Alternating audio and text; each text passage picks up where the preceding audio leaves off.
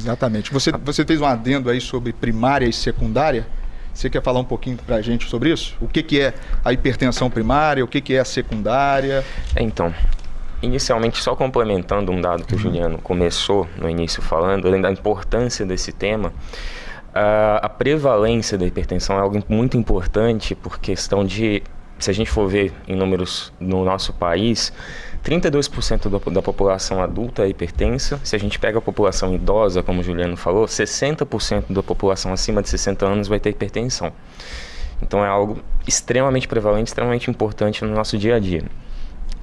Falando especificamente da hipertensão primária e secundária, entre 90% e 95% dos casos de hipertensão são a hipertensão que a gente chama de primária. A hipertensão herdada, genética, associada a questões multifatoriais, questões metabólicas, hábitos de vida, alimentação, como a gente vai falar mais para frente. E, enfim, juntamente com a predisposição genética, predisposição familiar. Mas existem uns 5%, entre 5% e 10% dos casos de hipertensão, principalmente as hipertensões que surgem nos extremos de idade, abaixo de 30 anos e acima dos 50 anos. Os casos de hipertensão diagnosticados nessas duas faixas etárias, existe uma chance maior, não necessariamente acontece, mas existe uma chance maior de ser o que a gente chama de hipertensão secundária.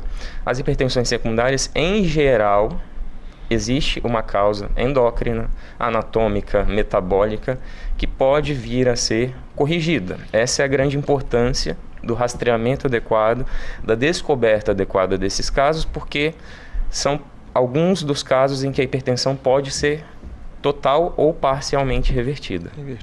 Isso aí. Eu já vi série de casos, série de estudos epidemiológicos, que 75% da população acima de 70 anos teria hipertensão. Então é algo que a gente tem que distribuir muito conhecimento sobre isso, porque é muito importante, né? Então, assim, pegando também o gancho, aproveitando que você chegou a citar, qual que é a principal causa de hipertensão secundária, vamos dizer assim, na população em geral? A sua esposa é endocrinologista, né? Sim. Então, tem alguma estatística falando qual que é a principal, qual que é a mais prevalente, algo nesse sentido? O mais prevalente, não existem... o mais prevalente é o que a gente chama, pensando nas causas endocrinológicas. Exatamente, é isso que eu estou levantando. É o que a gente chama de hiperaldosteronismo primário. Basicamente, vamos dizer assim, um excesso de produção, um excesso de ativação do sistema renina-angiotensina-aldosterona, que é o sistema endócrino do nosso corpo, que, vamos dizer assim, ele regula a pressão. E uma desregulação nesse sistema, por meio de um tumor, que normalmente está na região suprarrenal, nas glândulas adrenais, em cima dos rins, lá pode crescer um tumorzinho que produz aldosterona a mais do que o necessário. A aldosterona é um hormônio que basicamente, ele contribui para a elevação da pressão. Então, essa é uma das causas principais da hipertensão que a gente fala secundária. Existe uma outra causa extremamente prevalente também, que é a hipertensão renovascular. Com o advento da aterosclerose, da mesma forma que as placas de colesterol podem aparecer nas coronárias, nas carótidas, elas também podem aparecer nos rins. E a gente sabe que o rim é um dos principais reguladores da pressão. Então, se existe uma placa de colesterol obstruindo essa circulação renal, o rim vai achar que a pressão está baixa. Se a pressão está baixa, tem que fazer essa pressão subir. Por meio de vários mecanismos, a pressão passa a se alterar baseado nessa suposta ausência de sangue no rim.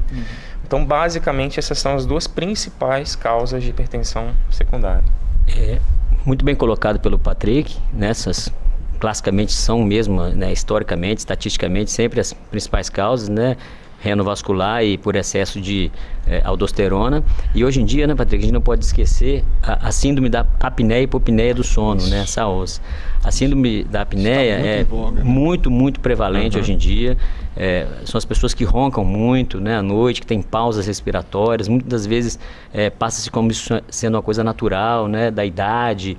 relacionado às vezes à obesidade, a alguns estereótipos, né, que a pessoa tem, mas isso é uma causa de hipertensão. Isso prejudica muito o tratamento, às vezes gera hipertensão, né, e é conhecido hoje como uma das grandes causas de hipertensão secundária. Então, para se tratar adequadamente a hipertensão, principalmente aquelas pressões, né, Patrick, que não caem à noite, a gente tem que lembrar da apneia do sono, né, que às vezes é tratada pelo otorrino, né, ou pelo pneumologista.